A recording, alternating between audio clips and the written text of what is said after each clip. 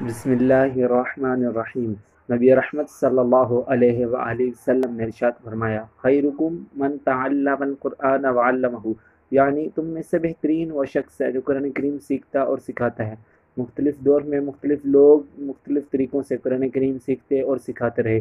دور مختلف رہا، طریقہ مختلف رہا، لیکن قرآن کریم سیکھنے کی ذمہ داریاں ہر دور میں ہوتی رہی۔ کبھی صفحہ کے چبوترے پر، کبھی مساجد، مدارس اور اسکول، کالجز، یونیورسٹیز کے ذریعے لوگ قرآن کریم سیکھتے رہے۔ الغرض ہر دور میں جان عالم صلی اللہ علیہ وآلہ وسلم کے اس فرمان پر عمل ہوتا رہا۔ آج کے ٹیکنالوجی کے دور میں قرآن کریم سیکھنے کے بے شمار ذرائع ہیں، جن میں سے ایک ذریعہ آن لائن قرآن ٹیوٹرز کا ہے۔ آج کی اس ویڈیو میں آپ کو بتاؤں گا کہ کس طرح لوگ آن لائن ٹیوٹرز کے ذریعے لاکھوں میلوں کے فاصلے پر گھر پر بیٹھ کر قرآن کریم سیکھتے اور سکھاتے ہیں۔ آن لائن قرآن لرننگ کا سلسلہ 2006 میں متعارف ہوا اور 2013 میں سلسلہ عروج پکڑ گیا۔ آج لاکھوں لوگ اپنے گھروں میں بیٹھ کر مختلف کنٹریز میں اپنے ہوم ٹیوٹرز کے ذریعے قرآن حکیم کے دامن سے وابستہ ہیں۔ تو چلتے ہیں آج کی ویڈیو کی طرف اور جانتے ہیں کہ کس طرح لوگ آن لائن ٹیوٹرز کے ذریعے قرآن حکیم پڑھتے اور پڑھاتے ہیں۔ لیکن اس سے پہلے گزارش کروں گا ہمارے چینل کو سبسکرائب کریں، بیل آئیکن کو دبائیں۔ الفلق مکیہ، سورۃ الفلق مکیہ،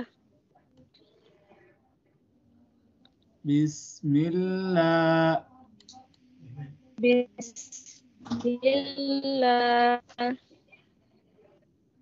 الرحمن الرحمن الرحیم، الرحیم، قل اعوذ قل اعوذ برب الفلق برب الفلق برب الفلق برب الفلق من شر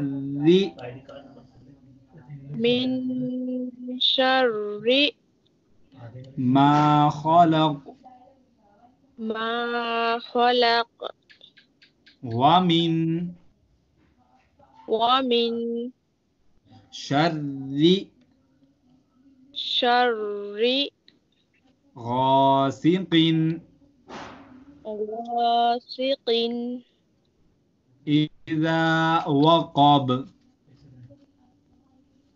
إذا وقب ومن شر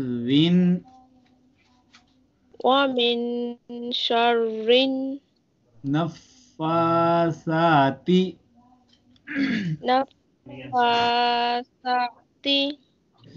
في العقد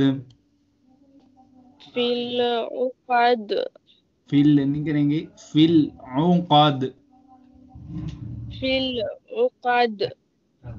ومن شر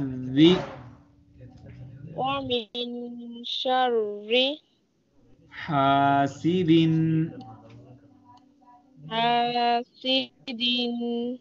إذا حسد۔